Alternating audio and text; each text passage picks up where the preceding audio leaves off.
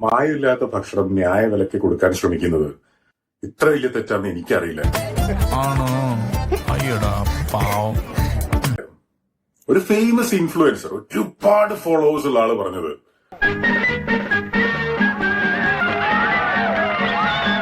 ഭക്ഷണം വളരെ നല്ലതാണ്, പക്ഷെ മൃണാള് മിണ്ടരുതെന്നാണ്. ഇത്ര നല്ല ഭക്ഷണം കൊടുക്കുന്ന സ്ഥാപനം നടത്തുന്ന ആൾക്ക് മിണ്ടാൻ അവകാശമില്ലേ? മിണ്ടിയാൽ ഉറപ്പായിട്ട് ഞാൻ ഇയാളെ തല്ലും. അത് തടയുന്ന രീതിയിൽ സംസാരിക്കുന്ന ആള് ഇൻഫ്ലുവൻസറോ? മിണ്ടാതെ നിശബ്ദനായിരിക്കാൻ മാത്രം എന്ത് തെറ്റാ ഞാൻ ചെയ്ത്? പിന്നെ ഈ സംസാരത്തിലുള്ള സംസ്കാരം വില കൊടുത്ത കിട്ടില്ല. ഇങ്ങനെയൊക്കെ സംസാരിക്കുന്ന ഇയാളെ ഫോളോ ചെയ്യുന്നവരുടെ അവസ്ഥ ആലോചിച്ചിട്ട് എനിക്ക് വിഷമമുണ്ട്.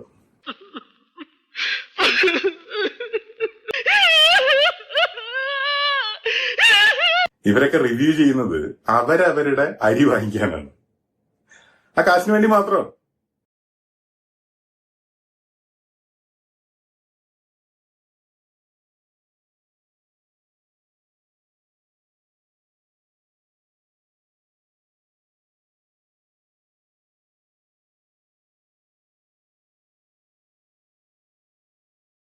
നമ്മളിവിടെ ചെയ്തുകൊണ്ടിരിക്കുന്നത് 100 കണക്കിന് കുടുംബങ്ങൾക്ക് അരി എത്തിക്കാനാണ്. കൂടെ ജോലി ചെയ്യുന്നവരുടെ കാര്യത്തിലായാലും, വിശന്ന് കാശില്ലാതെ വരുന്നവർക്ക് കൊച്ചിയിൽ ഞങ്ങളുടെ ഏത് ബ്രാഞ്ചിലായാലും ഫ്രീ ഫുഡ് കൊടുക്കുന്ന കാര്യത്തിലായാലും ഇതാണ് ഞങ്ങൾ ചെയ്യുന്നത്.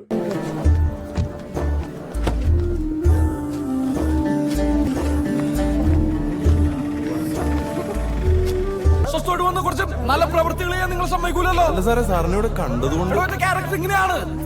നല്ല പ്രവൃത്തികൾ ഇവിടെ ചെയ്തോട്ടെ. നമ്മൾ ഇതുവരെ പ്ലാൻ ചെയ്തതിൽ ഏറ്റവും ഗംഭീര കലക്കിയത് ഈ പ്രാവശ്യം. വൈറൽ എന്ന് പറഞ്ഞാൽ മധുര വൈറലാണ്. ആരൊക്കെയാണ് ട്വീറ്റ് ചെയ്തേക്കണേ, ഇമാജിൻ ചെയ്യാൻ കൂടി പറ്റില്ല. പിന്നെ നിങ്ങൾ 4 പേരുടെ പെർഫോമൻസ് പന്നിപ്പൊളിയായിരുന്നു. ഒരാളും ഞങ്ങൾ അരി എത്തിക്കാനും ശ്രമിക്കുന്നത് മുടക്കാൻ ശ്രമിക്കുന്നില്ല. ഒരാൾക്ക് റിവ്യൂ ചെയ്ത് അരി വാങ്ങിക്കാൻ വേണ്ടിയിട്ട് 100 കണക്കിന് പേരുടെ അരി മുടക്കുന്നത് ശരിയാണോ?